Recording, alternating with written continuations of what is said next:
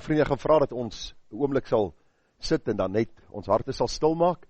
Ek wil vra dat u 'n kort gebed sal doen daar in die hart, praat met die Here, vra die Here ook vir wysheid en insig, om vanmôre deur sy woord met u te praat, en dan sal ek 'n gebed doen, dan begelei ek ons as gemeente in gebed. Kom ons bid saam. Hemelse Vader, as ons deur die blaaie van die Bybel gaan, dan sien ons hoe u self wonderbaarlik openbaar aan die mens. Ons sien daar in Genesis die eerste hoofstuk, nadat u alles geskaap het, en die opdrag aan die mens gegee het om die aarde te bewoon en te bewerk en te bewaar, het u ook die opdrag gegee dat hulle van die boom nie mag eet nie, en dit was eintlik maar die toets van gehoorsaamheid gewees.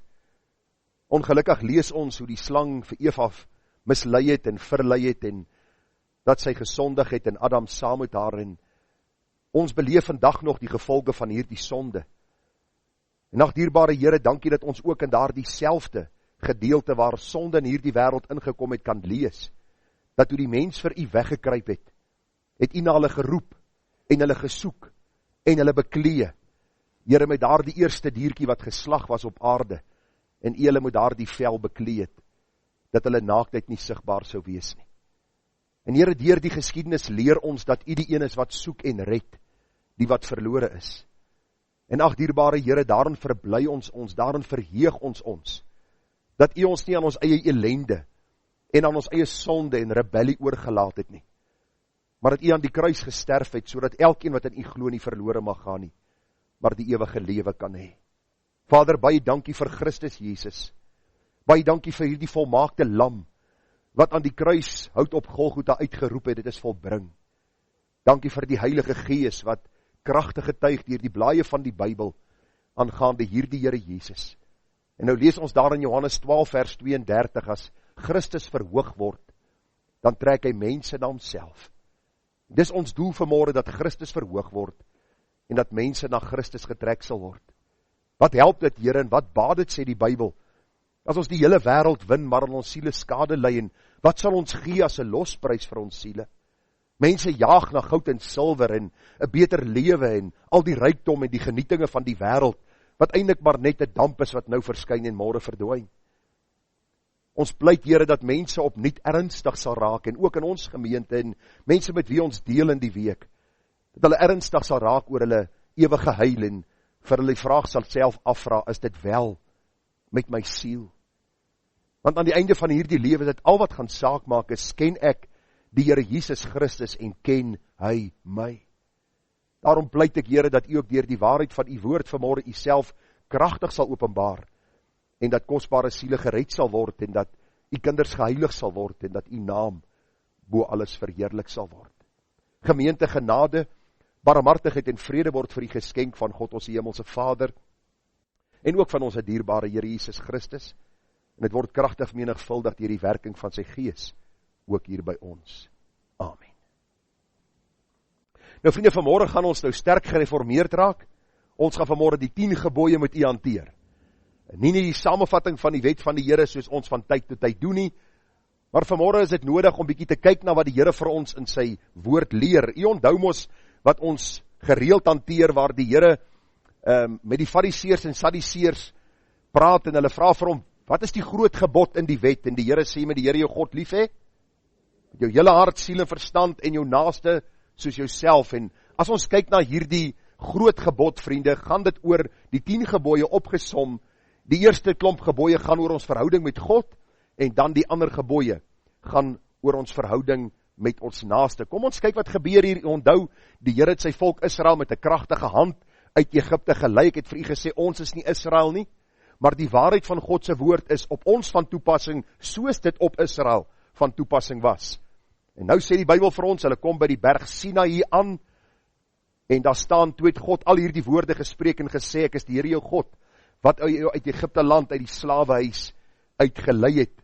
Nou vriende, sonder om te wyd te gaan met hierdie gedagte, wil ek vir jou sê, as jy vanmôre nie gered is nie, is jy nog 'n slaaf van die sonde, dan is jy nog vasgevang in hierdie boosheid waarin jy gebore is, en die duiwel is jou vader. Dis die beginsel, die sterk beginsel, wat hier na vore kom. Die Here sê vir sy volk, ek het julle uitgelei uit Egipte land, uit die slawehuis, jy mag geen ander gode voor my aangesig hê nie. Jy mag vir jou geen gesnede beeld of enige gelykenis maak van wat bo in die hemel is of wat onder op die aarde is of van wat in die waters onder die aarde is nie. Jy mag voor hulle nie neerbuig en hulle nie dien nie, want ek, die Here jou God, is 'n jaloerse God, wat die misdaad van die vaders besoek aan die kinders, aan die 3de en aan die 4de geslag van die wat my haat. En ek bewys barmhartigheid aan duisende van die wat my liefhet en my gebooie onderhou. Jy mag die naam van die Here jou God nie uitelik gebruik nie, want die Here sal die een wat sy naam uitelik gebruik nie ongestraf laat bly nie. Het is my skokkend om te hoor hoeveel mense wat bely hulle behoort aan die Here, God sy naam uitelik gebruik. En vriende, vergewe my as ek het sê vanmôre. Ek hoor dit veral by ons ouer mense. Hoe hulle sommer maklik God se naam uitelik sal gebruik. Luister, daar is een naam wat ons moet aanbid. Dis die naam van die God wat homself geopenbaar het in die skrif as die skepper, as die God van Abraham, Isak en Jakob. Vers 8 sê, gedink die Sabbatdag, dat jy dit heilig. 6 dae moet jy arbei en al jou werk doen, maar die 7de dag is die Sabbat van die Here jou God. Dan mag jy geen werk doen nie, jy of jou seun, of jou dogter, of jou diensknegt, of jou diensmaag, of jou vee, of jou vreemdeling wat in jou poorte is nie. Want in 6 dae het die Here die hemel en die aarde gemaak, die see en alles wat daarin is. En op die 7de dag het hy gerus. Daarom het die Here die Sabbatdag geseën en dit geheilig. Jong mense, kinders, vir my en vir jou, eer jou vader en jou moeder, dat jou daar verleng mag word in die land wat die Here jou God aan jou gee. Jy mag nie doodslaan nie, jy mag nie egbreek nie, jy mag nie steel nie, jy mag geen valse getuienis teen jou naaste spreek nie, jy mag nie jou naaste se huis begeer nie, jy mag nie jou naaste se vrou begeer nie, of sy diensknegt, of sy diensmaag, of sy os, of sy esel, of iets wat van jou naaste is nie. Jy moet nou die prentjie in die gedagte kry, hier is die berg Sinaï, daar is rook en vuur wat uitkom, en die stem van God hoor hulle. Daar is mense wat sê, ons hoor God se stem, hy praat sommer so nonchalant met my, elke dag hoor ek, hy sê vir my, gaan sis, en doen so, en maak, en gaan na hierdie plek toe, en hoor wat sê die Bybel, toe die hele volk die donderslaan, die blitse en die geluid van die bassein, en die rokende berg bemerk, het die volk dit gesien en gebewe. Daar was die heilige vrees vir God, en hulle sê vir Moses, spreek u met ons, dat ons kan luister, maar laat God nie met ons spreek nie, anders sterwe ons. Dank die Here dat julle vanmôre predikant. Want as God vanmôre met ons gespreek het, was die kans baie min dat een van ons lewend hier aan die kant sou uitkom. Moses antwoord die volk, wees nie bevrees nie, want God het gekom om julle te beproef, en dat sy vrees voor julle oë mag wees, sodat julle nie sondig nie. Van daaraf het die Here Moses gebruik, om sy wonderlike waarheid met hierdie volk te kommunikeer, al was hulle dikwels, amper sê, in opstand teen hierdie waarheid van God. Die Here Moses kragtig gebruik, en wil die Here ook vanmôre vir ons opwek, om te hoor wat sê God. Dis die basis van Christenskap, en mag ons dan ook die Here so verheerlik. Ons gaan vanmôre staande belydenis doen van ons algemene ongetwyfelde Christelike geloof. Ek wil vra dat u saam met my in u hart sal bely dit wat ek vir u gaan voorlees, en dan sing ons spontaan van gesang 245. Ek glo in God die Vader, die Almagtige. Hy is die skepper van die hemel en die aarde, en ek glo in Jesus Christus, sy eniggebore seun, ons Here, wat ontvang is uit die Heilige Gees en gebore uit die maagd Maria, wat gelei het onder Pontius Pilatus, gekruisig, gestorwe en begrawe is en neergedaal het in die onderste dele van die aarde, wat op die 3de dag weer opgestaan het uit die dood, opgevaar het na die hemel en sit aan die regterhand van God, die Almagtige Vader, van waar hy sal kom om te oordeel, die lewende en die dode. Ek glo in die Heilige Gees en ek glo aan 'n heilige algemene Christelike kerk, die gemeenskap van die heiliges, die vergifnis van sondes, die opstanding van die liggaam en 'n ewige lewe. Dan vra ek jy om die Bybel oop te maak by Psalm 34.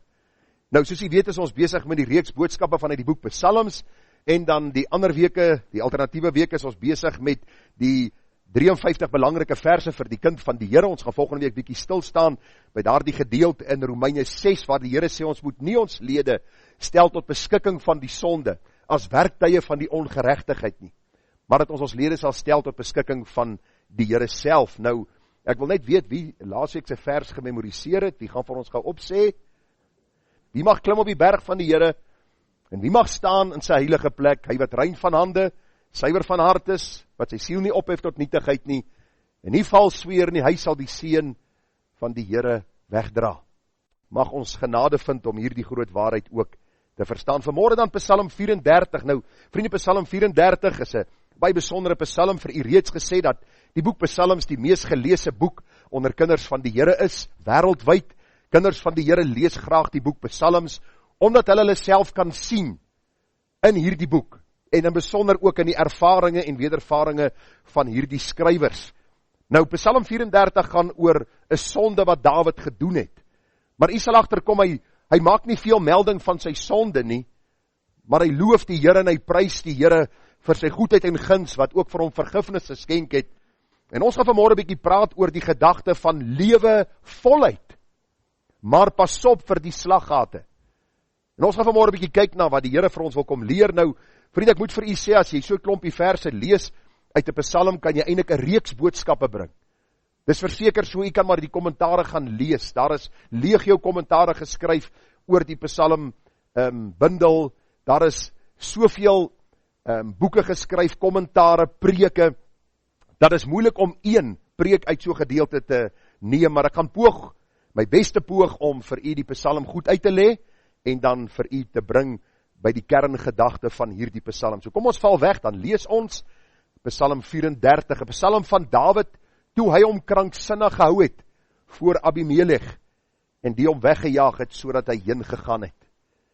Dink mooi, die koning waarvan die vroue gesing het, Saul het sy duisende verslaan, maar Dawid, sy 10.000 is die een wat hom nou kranksinnig hou. Ek wil hê u moet in u gedagte hierdie hele prentjie kry.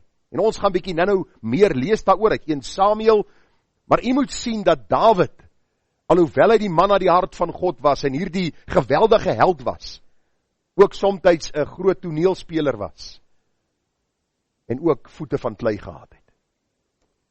Ons sal sien God se genade in hierdie Psalm, sy vergifnis, maar ook die waarskuwing wat vir ons vanmôre na vore sal kom. Vers 2, nou vra mense my, waarvoor staan Alef en Bet en al hierdie woorde voor elke vers? Dis die Hebreëse alfabet. En hulle het dit voor die verse gesit, sodat mense die Psalm kon memoriseer. So, u werk die week, die Hebreëse alfabet, en dan Psalm 34. En Sondag sal ons iemand identifiseer. Sal kyk na die ouens wat die langste is, sal of Henty of Jock wees. Een van hulle twee. Soos julle nie hier is nie, bel ek, né? Ok, so as u nou sien die woord voor Alef en die woordjie Bet is net die Hebreëse alfabet. En hulle dit gebruik om dan die Psalm te memoriseer, makliker te maak om te memoriseer. Hy sê, ek wil die Here altyd loof, sy lof sal altyd deur in my mond wees. My siel sal hom beroem in die Here, die ootmoediges sal dit hoor en bly wees. Maak die Here saam met my groot en laat ons sy naam verhef. Ek het die Here gesoek en hy het my geantwoord en my het al my vrees gered. Hulle het hom aangesien en gestraal van vreugde en hulle aangesig hoef nie rooi van skaamte te word nie. Hierdie ellendigheid geroep en die Here het gehoor en hy het hom uit al sy benoudhede verlos. Die engel van die Here trek 'n laar rondom die wat hom vrees en red hulle uit. Smaak en sien dat die Here goed is. Welgeluksalig is die man wat by hom skuil. Vrees die Here, o sy heiliges, want die wat hom vrees het geen gebrek nie. Die jong leeu's ly armoede en het honger, maar die wat die Here soek het geen gebrek aan enige iets nie. Kom kinders, luister na my. Ek wil julle die vrees van die Here leer. U is die man wat lus het in die lewe, wat daar lief het om die goeie te sien. Bewaar jou tong vir wat verkeerd is en jou lippe, dat hulle nie bedrog spreek nie.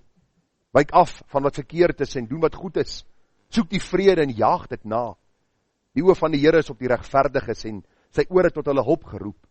Die aangesig van die Here is teen die kwaaddoeners, om hulle gedagtenis van die aarde af uit te roei.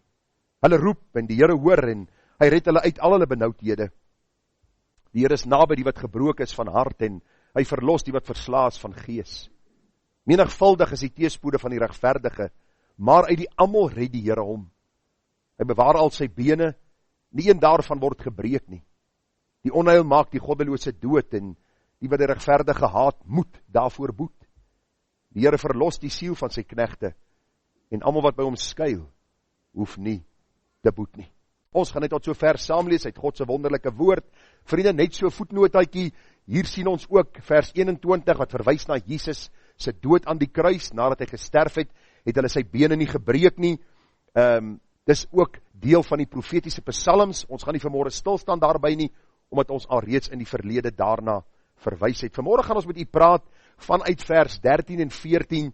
Ons gaan ook ander verse gebruik, maar die klem gaan lê op hierdie 2 verse. Wees die man wat lus het in die lewe, wat daar lief het om die goeie te sien. Bewaar jou tong vir wat verkeerd is en jou lippe, dat hulle nie bedrog spreek nie. Ons tema vanmôre dan is, lewe voluit, maar pas op vir die slaggate. Lewe voluit, maar pas op vir die slaggate.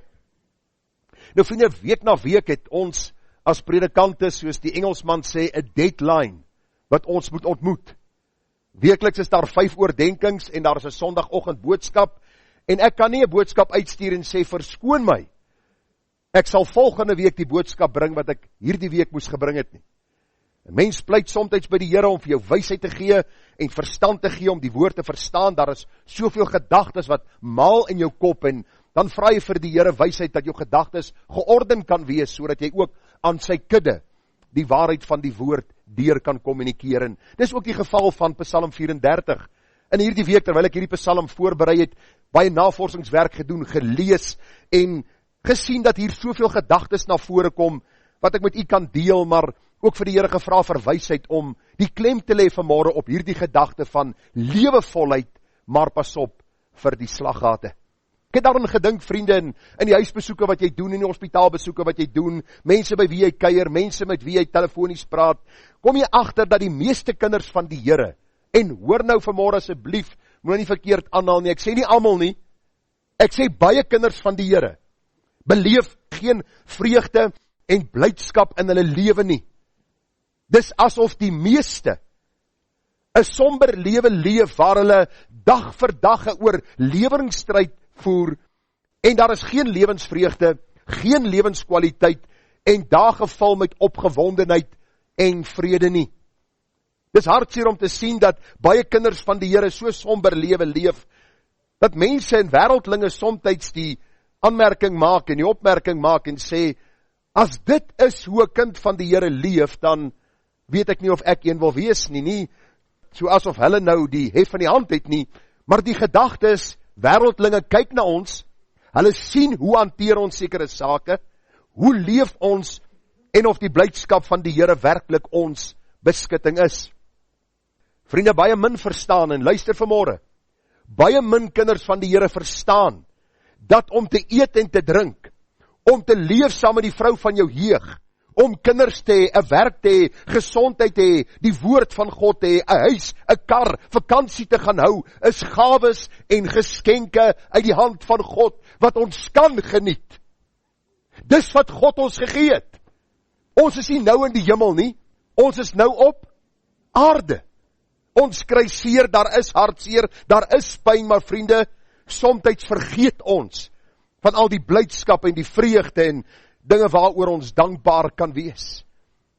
En die groot rede daarvoor is, en ek wil vir u sê, die groot rede is omdat ons gereeld in die slaggate van die lewe, van die duiwel en van die vlees trap.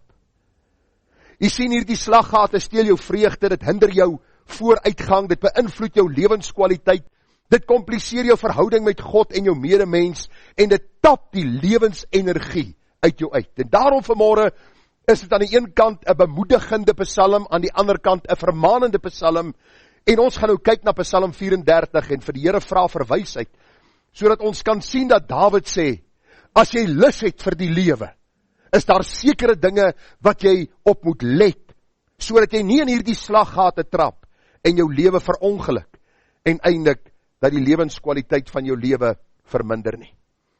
Nou Psalm 34, vriende, is 'n boetepsalm, waar Dawid praat oor sy sonde wat hy gedoen het, maar dis ook 'n psalm wat geweldig tyd spandeer aan aanbidding en lofprysinge teenoor die God wat genadig en barmhartig is in sy handelinge teenoor ontroue mense. Wie kan vir my sê wat staan in 2 Timoteus 2 vers 13? Al is ons ontrou. Hy bly getrou, hy kan homself nie verloon nie. Luister vriende, as my en jou saligheid van ons moes afhang, sou die hemel leeg gewees het. Sou daar net engele in die hemel gewees het, wat die Here aanbid het. Maar God is getrou, al is ons somtyds ontrou. Hy kan homself nie verloon nie, en Dawid getuig daarvan in hierdie psalm, en daarom gaan ons kyk na die tema, na die gedagte, dat lewe voluit maar pas op vir die slaggate. Die Here wil hê, dat ons 'n volle lewe moet leef, 'n lewe met blydskap, met vreugde, met opgewondenheid. Om in die môre op te staan en te sê, dit is die dag, wat die Here gemaak het. Kom dat ons daaroor juig, en bly wees. Dis die ongeredde, wat met 'n somber lewe moet aangaan. Want hulle het geen hoop vir die toekoms nie.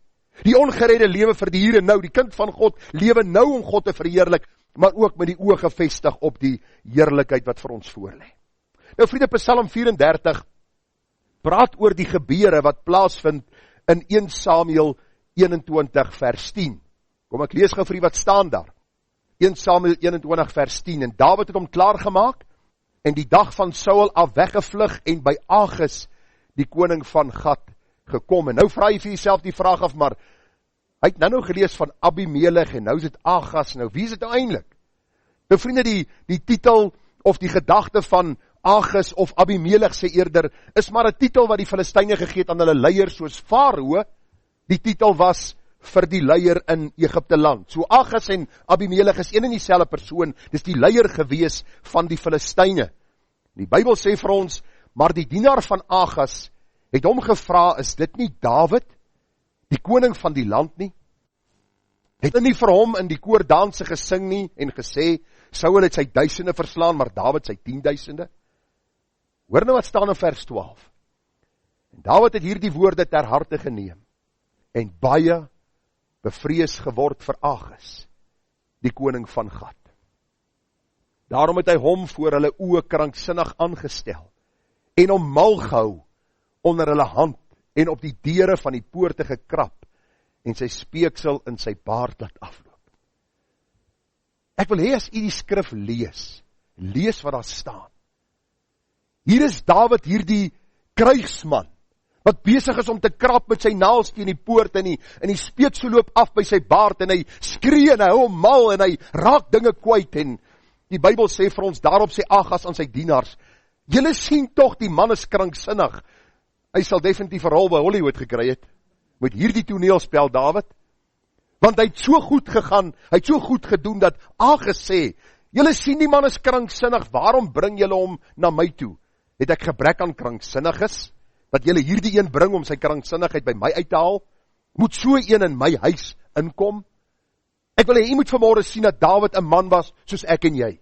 Ons plaas baie keer die Bybelfigure op hierdie platform, kom ons gebruik die Engels, die pedestal. Ons admireer en ons sê, wow, as ek maar net soos Dawid kon wees. Nee, moenie so sê nie. Want Dawid het baie dinge gedoen, wat as 'n waarskuwing opgeteken is vir my en vir jou, soos die Bybel vir ons leer daar in 1 Korintiërs die 11de hoofstuk. Dawid het sonde gedoen. Dawid was 'n man wat dikwels in opstand gekom het teenoor God se wet en sy woord. Maar Dawid was nie 'n man wat gebly het in sy sonde nie. Hy het vertroue gehad in die vergifnis wat God gee, en dan altyd 'n wegvlug van die sonde, om nie weer dieselfde oor en oor te doen nie. Psalm 34 beskryf maar vir ons wat hier in 1 Samuel 21 gebeur, dat Dawid in plaas van om sy vertroue in die Here te stel vir uitkoms, liewer 'n meesterlike toneelspel gelewer het, waar hy gepoog het om op sy eie manier uit die hand van koning Agis te ontvlug. God in sy groot genade, vriende, gee Dawid nie oor aan die Filistyne en aan die vyand nie. Die Here red vir Dawid van 'n gewisse dood, maar die Here kom ook en hy ontmoet Dawid, sodat Dawid sy sondige optrede kon sien, vergifnis kon smaak, 'n boodskap van bemoediging, maar ook 'n boodskap van waarskuwing kan gee aan my en jou wat sit in hierdie kerkgebou, wat inluister vanmôre in die jaar 2024. Ek hierdie week bietjie opnames gedoen het ek weer daaraan gedink dat die Bybel is so relevant. Iemand wat vir my sê, die Bybel is nie meer van toepassing op die mens van die jaar 2024 nie, is iemand wat die Bybel nie lees nie. Want die Bybel is so relevant, want die Bybel kom leer ons wie ons is, wie God is, en ook die groot genade in Christus aan ons geopenbaar. Daar is 'n paar gedagtes, en dis gelukkig nog vroeg, kom ons val weg, dan begin ons by die eerste gedagte. Ons sien Dawid se loflied. As jy lus het in die lewe, lus het vir die lewe, as jy lus het om 'n volle lewe te leef, begin altyd met 'n loflied tot eer van God. Dit sê jou hele dag, dit sê jou hele gedagte, dit sê jou hele gemoedstoestand verander. Want ons is te veel besig met ons self. Ek moet vir u sê, jou gedagte kan jou somtyds heeltemal die mekaar maak. Want jy dink oor jouself, jy dink oor jou tekortkoming, jy dink oor jou sonde, jy dink oor mense wat jou te nakom, jy dink oor omstandighede, jy dink aan wat kan gebeur. In plaas van om die fokus te skuif van jouself na die Here. Dawid, ten spyte van sy sonde, rig sy hart na God, en hoor die loflied wat hy sing. Hy sê, ek wil die Here altyd loof. Wanneer wil hy die Here loof? Altyd. Daar as ek in die kar ry, daar as ek voor die spieël sit en ek doen my hare, as jy 'n vrou is, van die seuns doen ook deesdae hulle hare, as jy kos maak, as jy in die motorhuis werk, as jy waar ook al is, sê die Bybel, loof die Here altyd deur. Sy lof sal altyd deur in my mond wees. Met ander woorde, ek loof die Here nie net in my hart nie.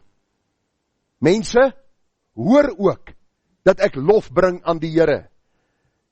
Dawid sê, my siel beroem hom in die Here. Die ootmoedige sal dit hoor en bly wees. Maak die Here saam met my groot. Laat ons saam sy naam verhef. Ek het die Here gesoek. Hy het my uit al my vrees gered. Vers 7, uit al sy benoudhede het hy my verlos. Die Bybel praat dikwels van Dawid wat 'n loflied gebring het tot eer van die Here. En ek gaan nie al die verse verder lees nie, maar ek het 'n paar opmerkings hier op my notas geskryf. Ek wil u vra, in hierdie paar verse waar Dawid die Here loof, onthou Dawid het gesondig, hy het hom kranksinnig gehou, hy het hierdie meester toneelspel gelewer, hy het Agas uitoorlê, hy het weggekom, die Here oortuig hom van sy sonde, die Here bring vir hom vergifnis, en Dawid het 'n spontane loflied tot eer van die Here. Die vraag wat ek hier neergeskryf het is, hoeveel maal prys Dawid homself? Sê gou vir my? Nie eenmaal nie. Hoeveel maal praat hy oor homself in hierdie psalm? Nie eenmaal nie. Hoeveel maal skryf hy sy verlossing en bevryding van 'n gewisse dood aan homself toe, waar hy sê, ek het Agas uitoorlê, ek is nie net 'n krygsman nie, ek is 'n toneelspeler, hierdie Agas is stupid. Hy is heeltemal onnoosel, hy kan nie eens gesien het, ek het voorgegee nie. Jy sien dit nie, jy hoor dit nie by Dawid nie. Hoeveel maal roem hy in sy sonde? Hoeveel maal spog Dawid in hierdie psalm oor sy sonde?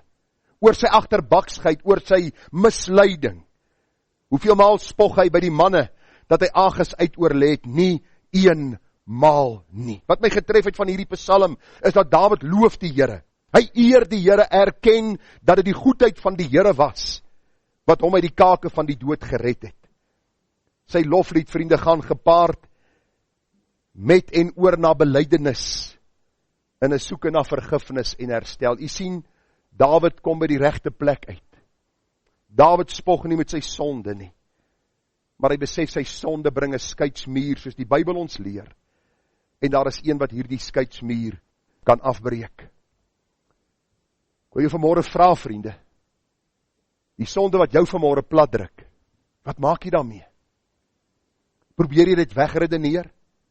Probeer jy dit wegpraat? Probeer jy dit so bietjie verklein en sê, maar is nie so erg nie, ons almal is maar sondaars, ons almal is maar mense?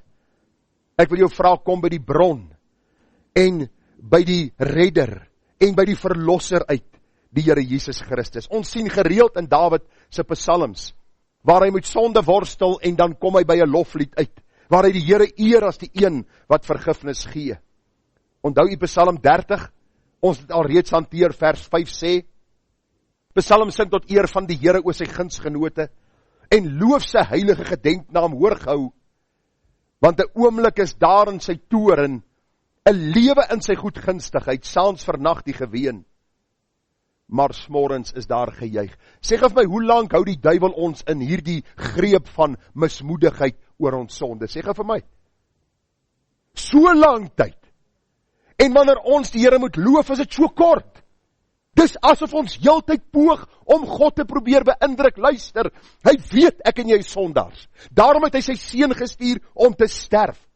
En van die dag van ons wedergeboorte word ons nie sondeloos nie, maar die bloed reinig ons gedurig deur van alle sonde. Ons as kinders van die Here wil nie sondig nie. Ons wil nie raak aan sonde nie. Ons haat sonde. Ons gaan volgende week bietjie kyk dan na Paulus wat sê, ek dien die Here met my innerlike mens, maar dikwels in my uiterlike is daar hierdie sonde wat na vore kom. Ek ellendige mens, wie sal my verlos van die liggaam van hierdie dood?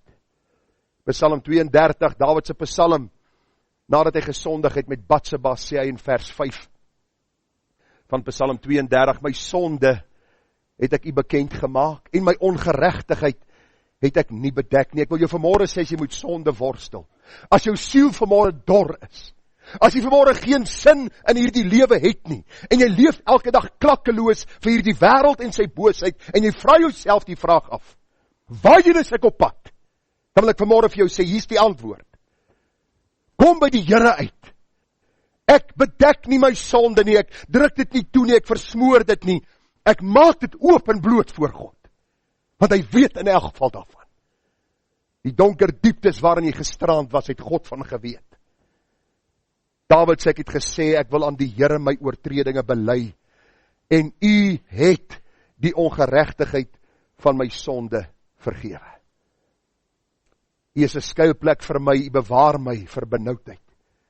U omring my met vrolike gesange van bevryding. Luister, Dawid het klaar met Batseba gesondig. Uria is dood, dis nou Batseba se man.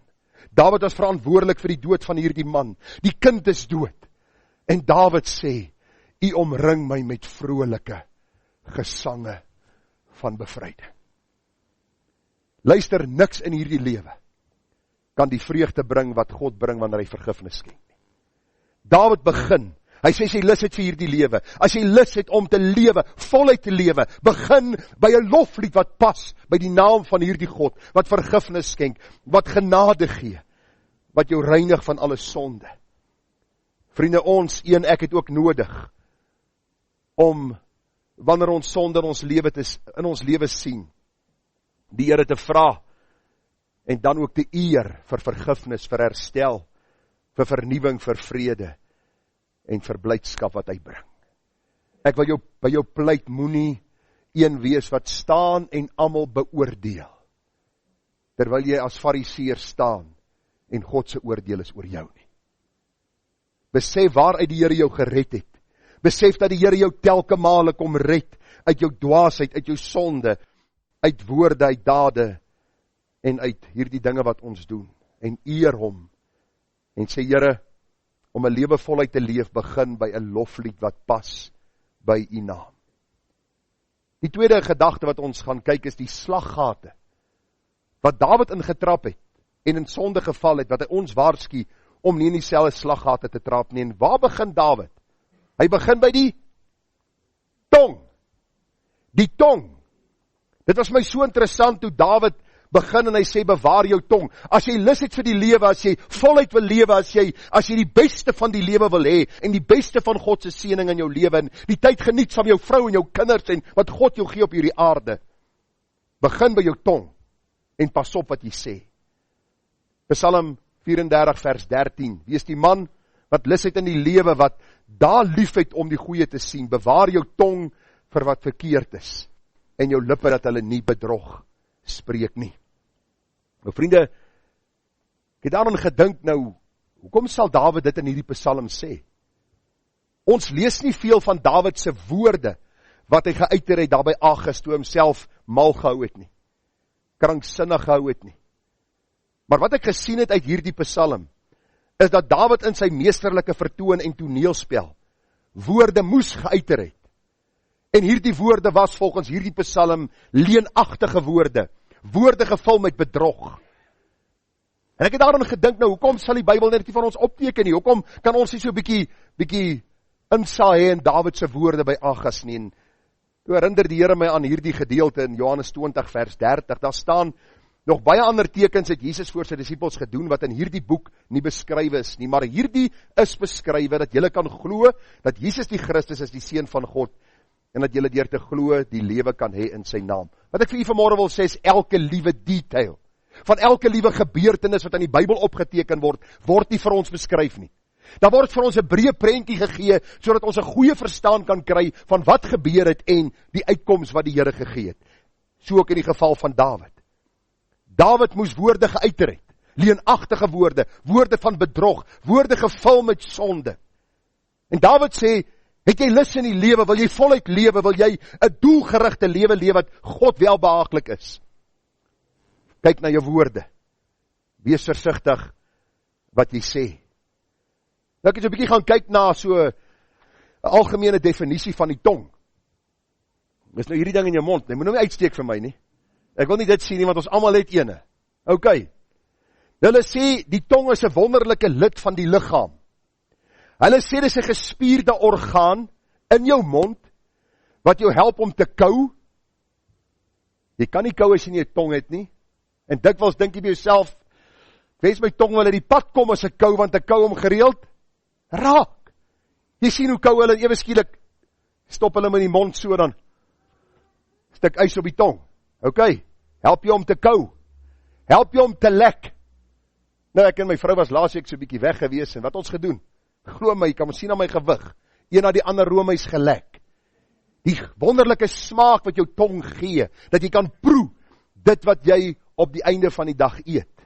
Jou tong help jou asemhaal. Jou tong help jou sluk en praat. Dis die algemene definisie van die tong. Hoor, wat is die Bybelse definisie van die tong? Jakobus 3 vers 5. Net so is die tong ook 'n klein lid en beroem hom op groot dinge. Kyk hoe 'n groot hoop hout steek 'n klein vuurtjie aan die brand. Die tong is ook 'n vuur. Die wêreld van ongeregtigheid. Net so 'n plek neem die tong onder ons lede in, dit besmet die hele liggaam en steek die hele lewensloop aan die brand en word uit die hel aangesteek. As jy lus het in die lewe, as jy voluit wil lewe, pas op hoe jy jou tong gebruik, wat jy sê. Luister wat sê die Bybel. Dit besmet die hele liggaam. Hoe kan my tong my liggaam besmet? Luister, as jy met sonde besig raak, as jy sondige dinge sê en bedrog pleeg met jou tong, sê die Bybel, dit raak jou hele menswees, innerlik en uiterlik. Mense is vandag liggaamlik siek, omdat hulle dinge gesê het, en hulle sonde het hulle ingehaal. Dit wat hulle gesê het later na vore gekom as leuns. Glo my, as daar nou een is wat ly onder leuns, is dit die leraar van 'n gemeente. Want elkeen wat kwaad is vir die leraar, omdat hy aangespreek word oor sonde, versprei van hom leuns. Maar wat is die waarheid van God se woord? Bewaar jou tong. Dat jou tong nie later jou in die ellende dompel, en jy later moet agterkom dat jy dwaas was in jou woorde nie. Dawid gebruik woorde soos hy sê, bewaar my tong van wat verkeerd is. Die beskrywende gedagte daarop, die definisie is, bewaar my tong van kwaad, van boosheid. Die Engels sê dit mooi, van evil.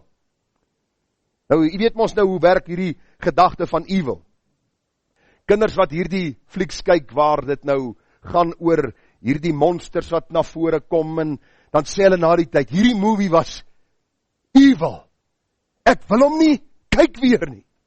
En dis presies wat die Bybel sê. Dawid sê, lus het in die lewe, as jy voluit wil lewe, pas op, dat jou mond nie met boosheid besig raak nie.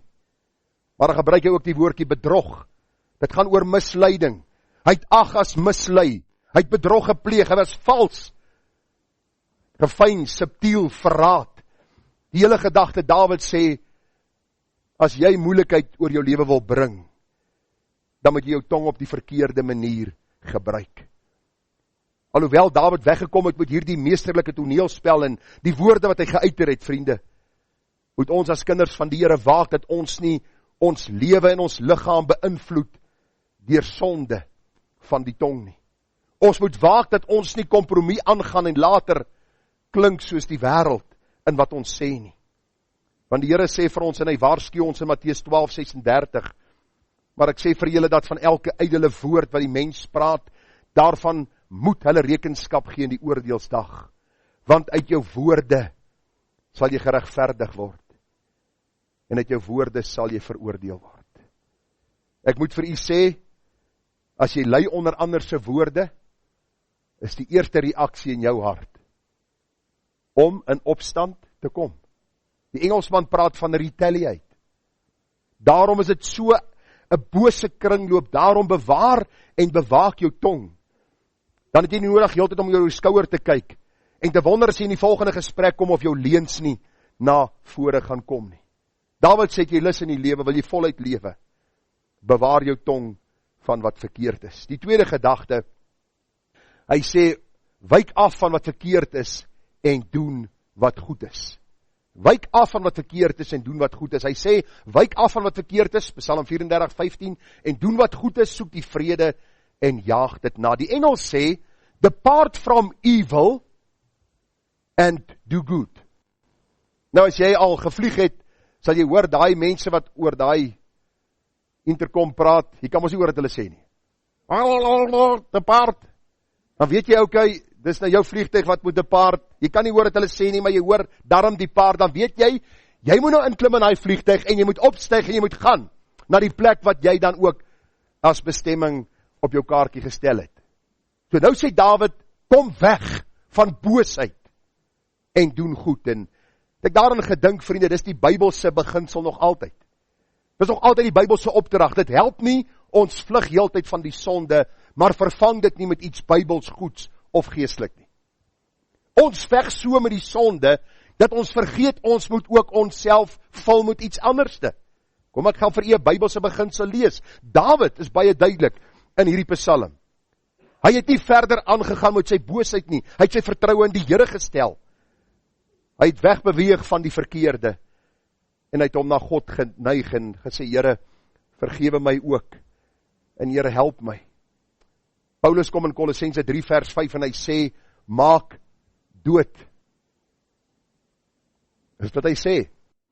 Het ons links en rechts mense doodmaak. Nee, is nie wat hy sê nie. Die konteks is koning. Maak dood aan julle lede. Met ander woorde, moet ek my arms begin afkap en my ore. Nee, konteks. Maak dood julle lede op die aarde, naamlik hoerery. Hou jouself in. Hou jouself in. Maak dood onreinheid, begeertes in jou siel, gierigheid, wat afgode diens is. Vers 8 sê hy, lê alles af, naamlik toorn, woede, boosheid, laster, skandelike taal uit julle mond. Vers 9, lieg nie vir mekaar nie, omdat julle die ouwe mens met sy werke afgelê, en julle die nuwe mens bekleed, wat vernuwe word tot kennis van die beeld van sy skepper. Okay, lê die boosheid af, wat moet ons nou ander kan doen? Ons moet ons beklee. So Dawid sê, wyk van die kwaad, en kom en doen wat goed is. Dis presies wat die Bybel vir ons regdeur leer. As julle na my woorde luister, dan sal julle die goeie van die land eet. Paulus sê, maak dood, lê af, en aan die ander kant beklee julle dan as uitverkorenes van God. Heiliges en geliefdes, met innerlike ontferming, goedertierenheid, nederigheid, sagmoedigheid, lankmoedigheid, verdra mekaar en vergewe mekaar as die een teen die ander klag het. Soos Christus julle vergeef het, so moet julle ook doen. Beklee julle, bo dit alles met die liefde wat die band van die volmaaktheid is. Is hierdie aflê en die beklee 'n maklike saak? Die doodmaak van sonde en jou beklee met die geregtigheid van Christus, is dit 'n maklike saak? Nee, as jy vanmôre vir my sê, ja man, dis sommer 'n maklike saak, dan moet jy miskien seker maak, jy ken die Here. Want hierdie is die geveg waarin ons onsself elke dag bevind, is om die sonde dood te maak, af te lê, en ons te beklee met hierdie werke van geregtigheid, wat die Here vir ons in sy woord opgeteken het. Dawid se lewe het het so radikaal verander, en daar was so kosbare getuienis, wat in sy lewe na vore gekom het, dat ons in die Nuwe Testament lees. Toe die apostel Paulus praat oor Dawid, sê hy, Handelinge 13:22, ek het Dawid die seun van Isaai gevind, 'n man na my hart, wat al my welbaar doen. Vandat die Here hom geroep het agter die skaap uit, deur sy lewe van sonde, van vergifnis, van herstel, tot die dag van sy dood, is dit die getuienis wat God van Dawid gee. 'n man na my hart. 'n man na die hart van God is nie iemand wat 6 tyd bo die grond zweef, wat dink, almal is sondaars en hy is hier die heilige nie. Luister vriende, 'n kind van God, 'n weergeborene, is 'n bedelaar, wat vir ander bedelaars vertel waar hulle brood kan kry. 'n kind van God is maar net 'n ontvanger van God se genade, wat ander begelei na die een wat genade gee en vir hulle sê, hierdie God kan ook vir jou vergewe. Pas op vir die slaggate van die verkeerde, van die sonde. Let dit af, beklee jou met die nuwe. Die volgende slaggat wat Dawid na verwys, is die een om vrede na te jaag. Hy sê, wyk af van wat verkeerd is en doen wat goed is, soek die vrede en jaag dit na. Lê af hierdie verkeerd en doen wat goed is, en dan aan die ander kant soek die vrede en jaag dit na. Die Engelsman sê, depart from evil and do good, seek peace and pursue it. Het is so wonderlik dat ek hierdie twee woorde gaan navors het. Die soek die vrede is om uit te soek op enige metode, spesifiek in aanbidding of gebed, by implikasie om te streef na, om te vra, om te smeek, om te begeer, om te verkry, om te versoek, om te vereis, om te soek na die vrede. Wanneer laas jy op jou knieë gegaan en vir die Here gesê, Here, ek soek vrede met my vyande. Nou, jy dink dadelik die vyande is die klomp wat nie soos ons lyk nie, en nie soos ons ryk nie, en nie soos ons doen nie. Dis nie jou vyande nie.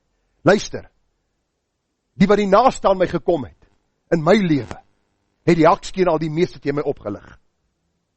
Die Here moes my kom leer het om te vergewe die persoon wat langs jou staan, en môre steek jy met 'n dolk in jou rug.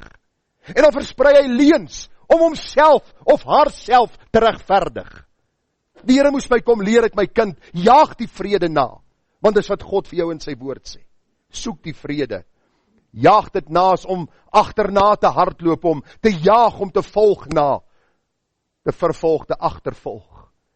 Met ander woorde, in plaas van om die verkeerd te doen, in plaas van om te vergeld, in plaas van om met sonde en boosheid besig te wees. Soek die vrede, jaag dit na. Sal 'n mens altyd vrede met almal hê? As u vanmôre so dink, dan lewe u in 'n gekke paradys. Want baie keer in jou eie huishouding, wil mense nie eens vrede met jou hê nie. In jou eie gesin, onder jou eie mense. Hoor wat skryf Dawid, te lank al woon my siel by die wat vrede haat. Ek is vredelievend, maar as ek spreek, is hulle op oorlog uit. Wie van u kan assosieer met hierdie vers? Glo dit of nie, hierdie was een van die verse wat, terwyl ek 'n beroep ontvang het van 'n bepaalde gemeente, en ek in 'n gemeente was, terwyl ek so deur die Bybel lees toe, kom ek by hierdie gedeeltheid, en ek dink by myself, daar is soveel waarheid hierin. Mens probeer mense begelei in die pad van die Here. Jy probeer hulle waarsku in die sondige pad wat hulle inslaan, en die gevolge wat gaan kom, en die volgende oomblik rig hulle versiere na jou. En hulle haal nie 'n 9 mm uit nie, of selfs 'n AK-47 nie. Dis sommer RPG-7 op die rug, of op die skouer, en hulle mik, en hulle haal vir jou uit. Hoekom? Want mense, vriende, en ek het vanmôre in die boodskap wat ek geluister het van Dr. Aartsie Sprul, waartoe die Here in sy tuisdorp gekom het, en die mense hom amper geminag het die gedagte baie duidelik na vore gekom, mense soek die Here se voordele. Hulle soek nie sy standaard nie, want sy standaard is heilig. Ek hoop nie, jy dink as jy aan die Here behoort, kan jy my maak en doen soos jy wil nie. Daar's 'n prys wat jy moet betaal. En hierdie prys, vriende, is die moeite werd, want ons sal eendag loon by die Here ontvang. Die Here sê in Romeine 12 vers 17, vergeld niemand kwaad vir kwaad nie. Bedink wat goed is vir alle mense, as dit moontlik is. Sover as dit van julle afhang, leef in vrede met alle mense. Moenie julle wreek nie, geliefdes. Maar gee plek vir die toorn, want daar is geskrywe, aan my kom die wraak toe, ek sal vergeld, spreek die Here. As jou vyand dan honger het, gee hom iets om te eet, en sy dors het, gee hom iets om te drink, want sodoende sal jy op sy hoof vurige kole ophoop. Laat jou nie die kwaad oorwin nie, maar oorwin die kwaad deur die goeie. Ek vertel vir my seun hierdie week 'n verhaal, wat hy nie geweet het in die Bybel staan nie. En ek gaan miskien vir u dit vertel, en u weet nie het staan in die Bybel nie, miskien weet u. Maar onthou jy vir Elisa, wat omring was deur die koning, die vyandige koning, sy soldate, en hy vra dat die Here sy dienskneg Gehasie se oë sal open, en hulle sien hierdie waans en pere van vuur, en Elisa sê, hulle wat by ons is meer as, of die Here wat ons beskerm en bewaar is meer as die vyande wat hier in ons midde is, en hulle vra toe, wat moet ons doen met hierdie vyande? Wie kan vir my sê wat hulle gedoen met hulle? Hulle almal met die swaard doodgesteek, nee. Hulle het hulle gelei na die stad Samaria. En hulle vra toe, wat moet ons nou met hulle doen, want hulle is ontwapen. En die Here sê, gee vir hulle iets om te eet. Versadig hulle en stuur hulle terug na hulle koning toe. En ek dink by myself, wow, ek sê vir jou, ek is in graad 1, wat my geestelike lewe aanbetref, as het by hierdie goed kom. Ek sal eerder my vyand met my 4x4, en daar die versier daarvoor wil kry, en kyk hoe vinnig ek hom kan omry. Want hy irriteer my, hy maak my kwaad, hy beïnvloed my lewe. Die Here sê, die wraak kom hom toe. Niemand van ons wil net die ander een terugkry nie, ons wil altyd een beter opgaan. Jy het my te nagekom, ek gaan jou wys, hoe kan iemand ander een te nakom? Luister, die Bybel sê, soek die vrede, jaag dit na. Ons is vyande van Christus gebore. Ons is in rebellie teenoor God gebore. Ons het niks gedoen om sy guns, of sy genade, of sy vergifnis te verdien. Hy gee dit vir ons. Daarom sê die Bybel vir ons, salig is die vredemakers, want hulle sal kinders van God genoem word. Wat is hierdie salig is die vredemakers? Met ander woorde, gaan ons met Moslem en Boeddhiste en met al hierdie godsdienste lekker saam kan kuier en nooit gaan daar 'n argument wees nie. Nee, die vredemaker gedagte is deur die verkondiging van die evangelie, deur die leef van die evangelie, wys ek dat Jesus Christus is die vredevors, en dat ons, as ons aan hom behoort, vrede kan hê, en hierdie vrede kan najag. Mense wat nie saam met my stem nie, kan ek nog steeds in die liefde van die Here behandel. Ek kan nog steeds vir hulle die gesindheid van die Here Jesus openbaar. Dink so aan Polycarpus, aan die einde van sy lewe, 86 jaar oud, toe sê hulle van Polycarpus, luister, verloon God, of jy gaan sterf as 'n martelaar. En hy sê, vir 86 jaar het die Here my nog geen skade aangedoen, my nog nooit te nagekom nie, hoe sal ek hom nou verloon? Ek sal eerder sterf.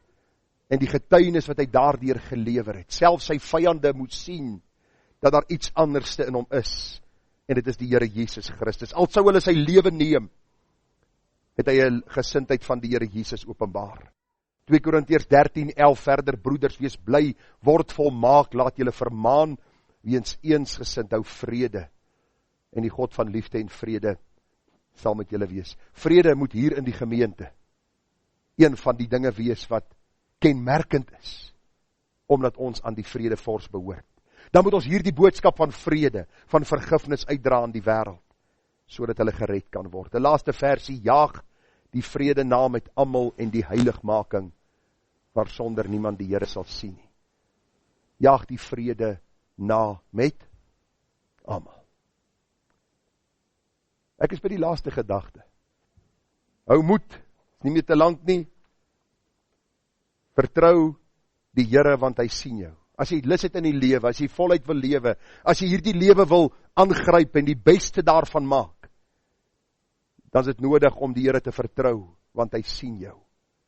Hy weet wie jy is, waarmee jy worstel, en watter dinge in jou hart aan die gang is. Psalm 34:16, die oë van die Here is op die regverdiges en sy ore tot hulle hulp geroep.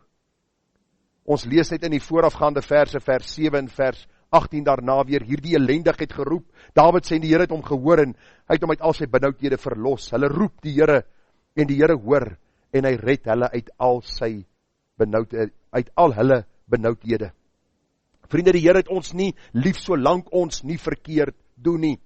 Luister ek vir u sê, ek herhaal dit. Die Here het jou nie lief solank jy ingelid is nie. En as jy pas raak, dan kom die Here met al die oordele wat in die Bybel opgeteken is op jou neer nie. Nee, hy's 'n Vader, hy's 'n lankmoedige en 'n genadige God. Hy haat sonde, hy het sy seun gestraf in ons plek. Ons moet sonde haat, maar somtyds, tye waar ons nie waak en bid nie, trap ons in die struik van die Satan, die slaggate van die lewe. En vriende, dan het ons nodig om dan ons toevlug na die Here te neem. As die Here ons onmiddellik moes oordeel vir elke verkeerd wat ons sê of dink of doen, dan sal ons almal verdoem wees op pad na God se hel. God het ons so lief, vriende, dat hy ons nie in ons sonde sal laat nie. Hy het ons so lief dat hy ons nie in hierdie verkeerd sal laat aangaan vir 'n onbeperkte tyd nie. Hy soek en roep en trek en oortuig en reinig en vergewe. As diegene wat vergifnis ontvang het, wil ons nou lewe onder sy wakende oog, omdat ons weet, dis die veiligste plek om te wees. Ek weet nie van jou nie, maar sonde bring 'n geweldige ongemak in jou binneste. Of dit nou 'n wit leentjie is wat jy vertel, of miskien 'n gesindheid wat jy openbaar teenoor iemand, of miskien 'n nalaat van die lees van die woord, of tye wat jy afskeef in gebed, of miskien gruwelike sonde wat jy doen. Kind van God kan nooit tevrede wees daarin nie. Daarom sê Dawid in Psalm 130, ek lees vir u, dan sluit ons af. Hy sê 'n bedevaartslied uit die dieptes roep ek u aan. Dawid het gereeld hierdie psalms geskrywe, want hy het gereeld geworstel met homself, met sy sonde en met die ongeregtighede in sy lewe. Hy sê, Here, hoor na my stem, laat die ore luister na die stem van my smeekinge.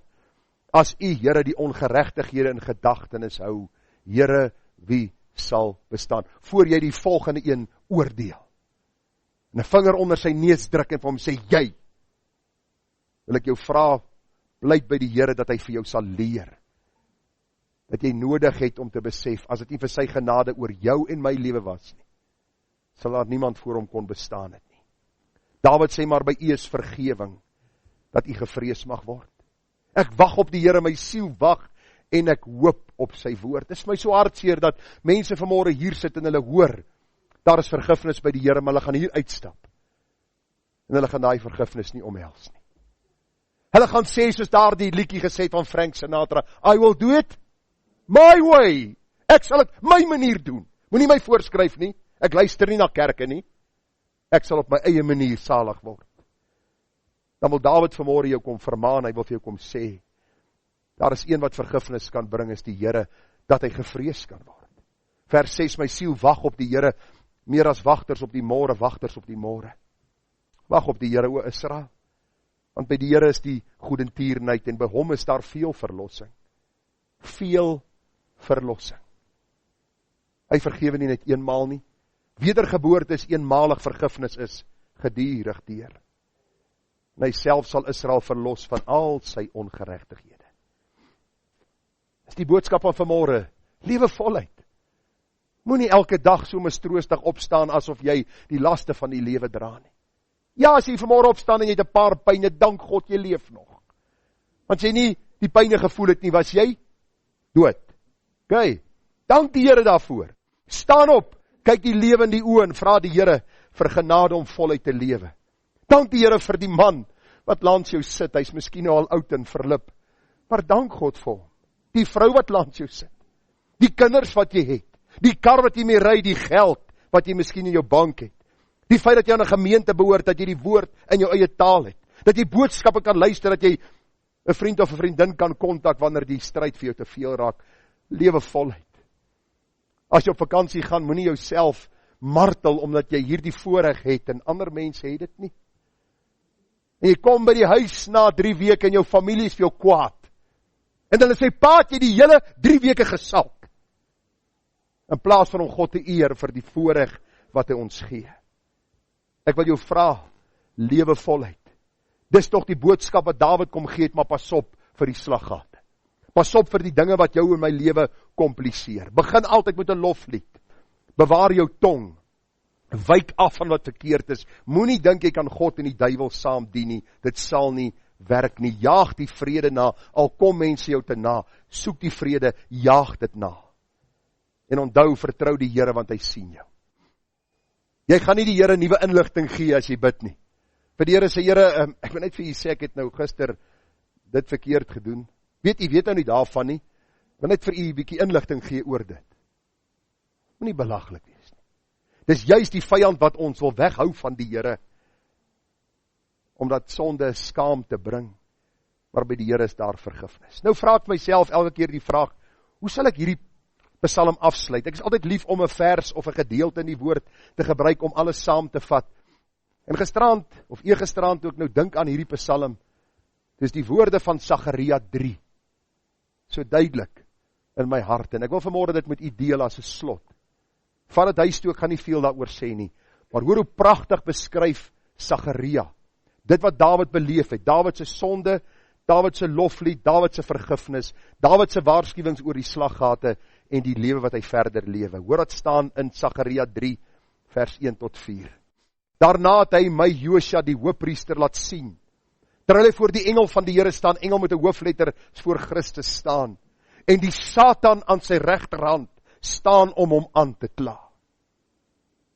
Hoe dikwels beleef ons hierdie prentjie, waar die ou duiwel ons aankla, toe sê die Here, nie ek nie, nie Dawid nie, toe sê die Here aan die Satan, mag die Here jou bestraf, o Satan.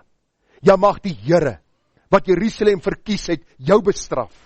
Is hierdie een nie 'n brandhout, wat ek uit die vuur geruk het, wat uit die vuur geruk is nie? Wie het ons uit die vuur geruk? Die Here. Hy het ons geruk uit hierdie sekere oordeel. En Josja was bekleed met vuil klere, terwyl hy voor die engel staan. Wie was Josja gewees? Die hoofpriester. Die hoofpriester staan met vuil klere voor God, en die duiwel beskuldig hom. En sê, kykie, dis u hoofpriester, kyk hoe lyk hy. Lyk of hy die ashoop gekom het. Wat se tipe hoofpriesters het u? Vers 4.